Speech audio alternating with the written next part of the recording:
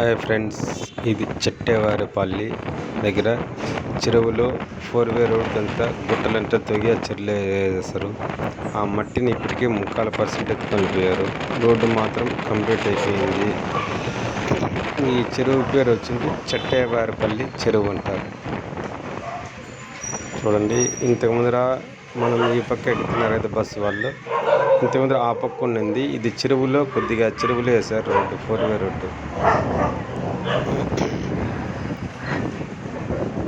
చెరువు చాలా పెద్దదండి. ఇది చెట్టేవారిపల్లి అంటారు. బాక్రాపేట నుంచి ఇట్లా పీలేరుకి వచ్చే మధ్య అప్పుడు వస్తుంది. బాక్రాపేట దాటుకుని ఒక 4 కిలోమీటర్ల తర్వాత వస్తుంది. ఈ చెరువు ఇంతవరకు ఎండిపోయింది లేదు. 2003లోనో 2004లోనో ఉత్తరి ఎండిపోయిందంట చెరువు, అంతే. అప్పటి నుంచి కొద్దిగానే వాటర్ ఉంటాయి.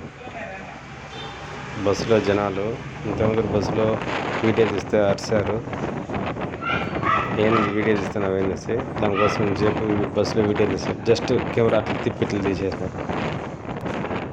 ఇక్కడ బ్రిడ్జి నుంచి ఇట్లా అక్కడ కనబడుతున్న కల్లా పల్లెలన్నీ ఉన్నాయి. అక్కడ దిగేసి బస్సులు అక్కడ పోతారు. ఇక్కడ ఇంకో స్టాప్ వస్తుంది, బస్ స్టాప్. చూడండి, అక్కడ లాంగ్లో టర్నింగ్ ఉన్నది. ఇంత ఇదిగా ఉండదు రోడ్డు.